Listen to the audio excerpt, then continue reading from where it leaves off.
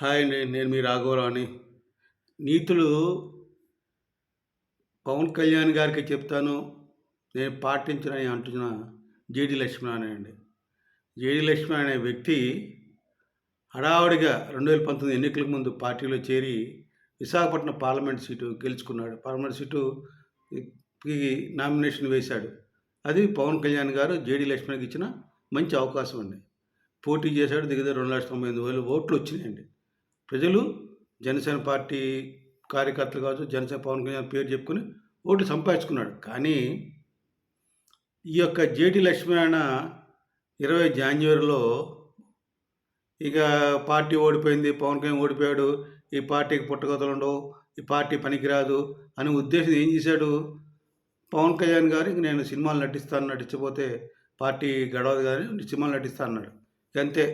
అదేంటి పవన్ కళ్యాణ్ గారు, మీరు ప్రజలే నా ప్రాణం, ప్రజలే నా శ్వాస, ప్రజలే నాకు సమాజం, నాకు పట్ల నాకు బాధ్యత, ప్రజల పట్ల నాకు ఎంతో ఉంది, అందుకు నేను ప్రజల కోసం సేవ చేస్తాను, నేను సినిమాలు నటించను, ప్రజలే నాకు ప్రాణం అని అన్నారు.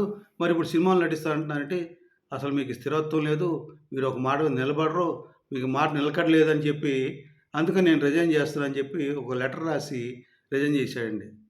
మరి ఈ రోజున ఈయన వాలంటీర్ రిటైర్మెంట్ తీసుకొచ్చి సేవా కార్యక్రమాలు చేసుకుంటూ జనసేన పార్టీలో చేరి పార్లమెంటు పోటీ చేసి 2,09,000 ఓట్లు తెచ్చుకొని తర్వాత బయటకు వచ్చి బీజేపీ పార్టీ కోసం, తెలుగుదేశం పార్టీ కోసం, వైఎస్ఆర్సీ పార్టీ తిరిగి వాళ్ళు ఎవరు దగ్గర రానికపోతే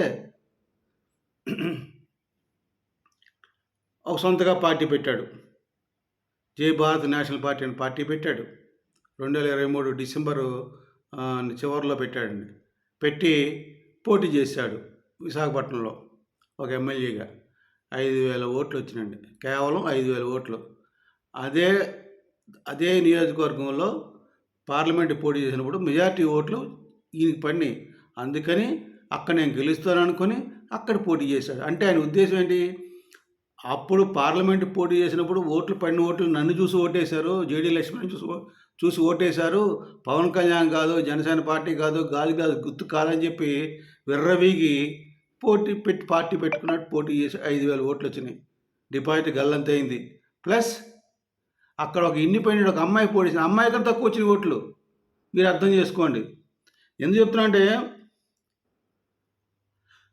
నేను పార్టీ పెట్టాను పార్టీ పెట్టాను ఎందుకు పార్టీ పెట్టా అంటే, ఈ ఉద్యోగాలు కావాలి, అసలుకి స్పెషల్ కేటగిరీ స్టేటస్ని ఈ పార్టీలు మర్చిపోయినాయి, ఈ పార్టీలన్నీ అడ్జస్ట్ అయిపోతున్నాయి, ప్రజల కోసం సేవ చేసే తత్వం ఏ పార్టీలో నాకు కనిపించట్లేదు, అవినీతి పెరిగిపోయింది, అందరూ బానిసత్వంలో మగ్గుతున్నారు, ఇవన్నీ పైకి తీసుకురావాలి, స్త్రీలకు స్వాతంత్రం తీసుకురావాలి, ఉద్యోగాలు కావాలి, కబుర్లు చాలా చెప్పాడండి. అన్నీ చెప్పాడా? 23 పార్టీ పెట్టి ఇప్పుడు ఏం చేస్తున్నాడు, మెగా ఇంజనీరింగ్ కంపెనీ వాళ్ళకి అనుబంధ ఒక కంపెనీ ఉంది, దాంట్లో వైస్ ప్రెసిడెంట్గా ఉద్యోగంలో చేరిపోయాడండి. ఎందుకు చేరాడు? మరి ఆ పార్టీ ఏం కావాలి, నీ పార్టీ సిద్ధాంతాలు ఏం కావాలి, నిన్ను ఎంతమంది నమ్ముకుని ఉంటారు కదా, వాళ్ళంతా ఏం కావాలి అంటే, నువ్వేమో ఇట్లా అడాబడికి వెళ్ళిపోవచ్చు, పార్టీ పెట్టేసి వెళ్ళిపోవచ్చు, నిన్ను నమ్ముకొని ఎంతమంది పాపం వచ్చి కొన్ని డబ్బులు ఖర్చు పెట్టి పార్టీ కోసం చేస్తుంటారు, వాళ్ళ బతుకులు ఏమవుతాయి? ఏం జేడీ లక్ష్మీనారాయణ ఇంత అవకాశవాదివా? ఒక్కటే జేడీ లక్ష్మణ్, నాకు తెలిసింది ఏంటంటే, నీ యొక్క నైజం గమనిస్తున్నా నేను, నీకు స్వార్థం ఎక్కువ, ఎదుటివారికి మాత్రమే నీతులు చెప్తాను, నేను వినను, నేను పాటించను అనేటువంటి నీతి నిజాయితీ లేని వ్యక్తివి నువ్వు. నీలాంటి నిజాయితీ లేని వ్యక్తులు పవన్ కళ్యాణ్ గురించి మాట్లాడితే ఎట్లా? పవన్ కళ్యాణ్ గారి గురించి మాట్లాడే అర్హత ఉందా నీకు?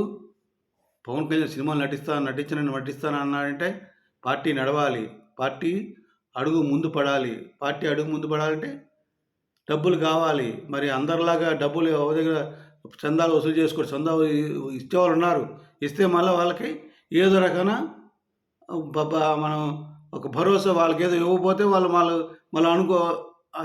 అదేమంటుందని అది ఇబ్బంది పడాల్సి వస్తుంది, వాళ్ళకి ఏం చేయాలి, చేయకపోతే ఎందుకు ఆబ్లిగేషన్ ఎందుకు అని చెప్పి ఆయన తీసుకోడు, సొంత డబ్బులతో పార్టీ నడుపుకోండి సార్, అందుకని సినిమాలు నటిస్తున్నాడు, తప్పే, అది తప్పని అంటే ఎట్లా నువ్వు?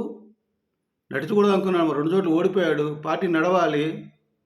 గెలిస్తే తలాకి ఎమ్మెల్యేకి అంత జీతాలొస్తే ఆ జీతం అంతా నడపొచ్చు. అది కాదు కదా పరిస్థితి. నీకేం కబుర్లు బాగా చెప్తావు. నాకు తెలిసిందేంటంటే, నీ భార్య 2,58,00,000 సైబర్ క్రైమ్‌లో డబ్బులు పోగొట్టుకుంది. అంటే దాని అర్థం ఏంటి? అంత పెద్ద పోలీస్ ఆఫీసర్‌వి, అంత పెద్ద పోలీస్ ఆఫీసర్ భార్య 2,58,00,000 సైబర్ క్రైమ్‌లో డబ్బులు పోగొట్టుకుందంటే ఎంత తప్పు పనది? ఎంత తప్పు అది? ఇదెవడు మాట్లాడు, ఏ టీవీ వాడు మాట్లాడు, ఏ పేపర్ మాట్లాడు. అంటే నీ భార్యకి అంత గ్రీడీ, డబ్బుల మీద ప్రేమ, డబ్బులు ఉత్తి పుణ్యంగా వస్తున్నాయంటే దోచుకోవాలి. అంటే ఇప్పుడు దీన్ని బట్టి ఏమర్థమవుతుంది, జేడీ లక్ష్మి అనే భార్య క్యారెక్టర్ని బట్టే జేడీ లక్ష్మి క్యారెక్టర్ నేను వేస్తున్నాను. నీకు కూడా డబ్బులు కావాలి, దోచుకోవాలి.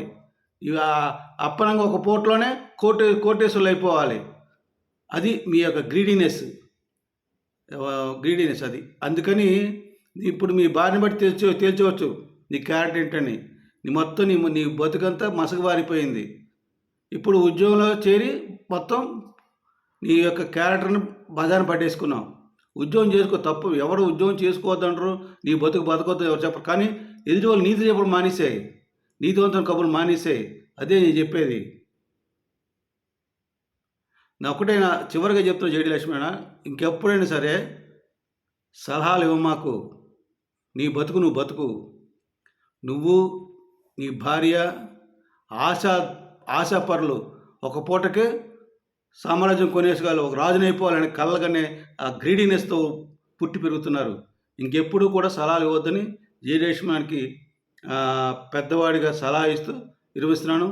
జై జనసేన, జై హింద్.